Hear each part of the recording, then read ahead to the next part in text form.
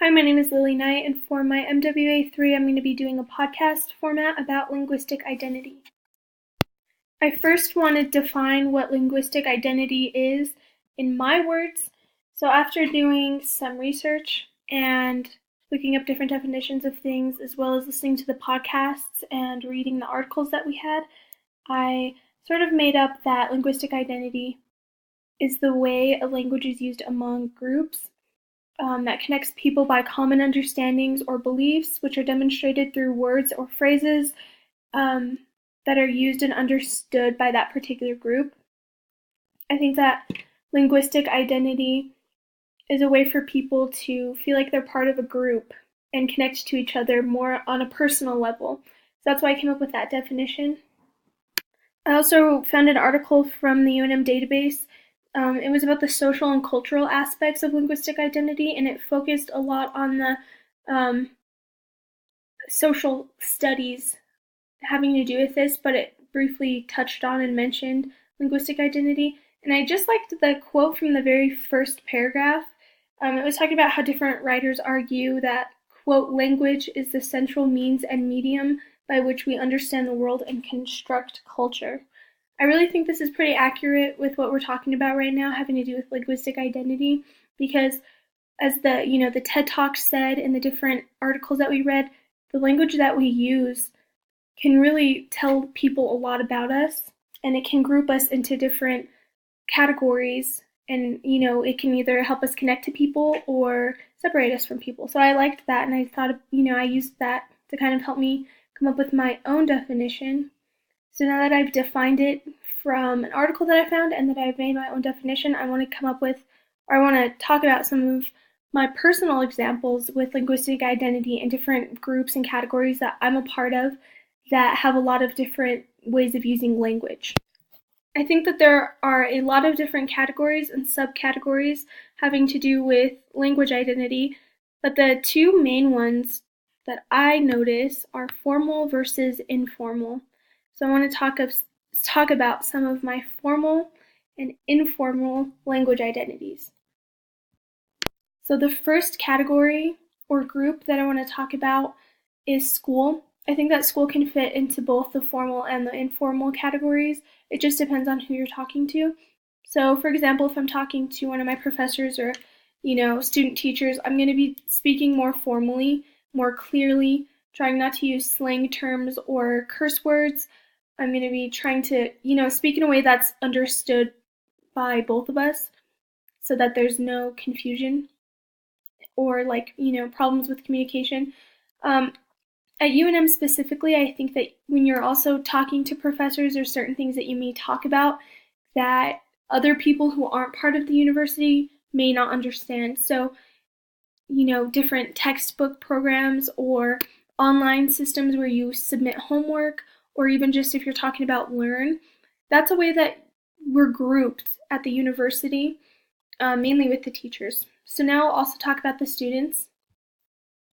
I think for the most part, the students would fall into the informal category of my linguistic identity, at least, depending on who I'm talking to, of course.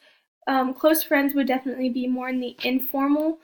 A lot of my friends and I will have different phrases or words that are known in between us or just maybe a small group, and that's how we will communicate, and a lot of people may not understand what we're exactly what we're talking about, and that's that group. And I think that even within your friends there are different categories. Depending on your friends groups, you may have 2 or 3 different friend groups, and that can kind of be divided as well in your linguistic identity. So the next group that I want to talk about is work, and it's sort of the same thing as school was for me as far as the categories that it fits into. I think that depending on who I'm talking to, it'll either be, more formal speech or more informal. So of course, if I'm talking to my boss or the owners of the restaurant that I work for, I'm going to be trying to speak more formally and sounding more professional and, trying to make myself look professional and, mature. I'm not going to be using slang words. I'm not going to be cussing and making myself sound bad. I'm not going to be talking badly about my coworkers or about customers. And I'm just going to be trying to sound, professional, like I said. But if I'm talking to my friends at work, we speak more informally because we have a relationship outside of work. And same thing with, friends at school. And these actually overlap my school and work because I work with some of the people that I go to school with. But we also have informal speech and inside jokes. And even within the work, we have inside jokes depending on events that have happened or just kind of weird things that have gone on at work. So at work as a whole, I would say that we also have understood phrases that people who don't work with us may not understand. An example of this would be the word trails. The cooks at the restaurant that I work at, they say trails when there is food out that needs to be taken to a table and there's no server to take the food. So basically, whoever hears that and is free needs to go and get the food and take it to tables. So instead of saying, hey, there's food here that needs to be taken to a table because nobody's here to take it, they say trails. It's an understood phrase. Everyone who works there knows, and people who don't work there may not understand even if they could, figure it out. They probably don't understand. That was one thing that when I started working there kind of confused me because I didn't know what it meant. Another example of language that's used within my work community would be things like table numbers and the tops. We'd say, 214, 10 top. And also the mez and the cellar. The mez being upstairs, the cellar obviously being downstairs. And these things, I feel like they could be pretty easy for someone to figure out if they're not part of our restaurant community.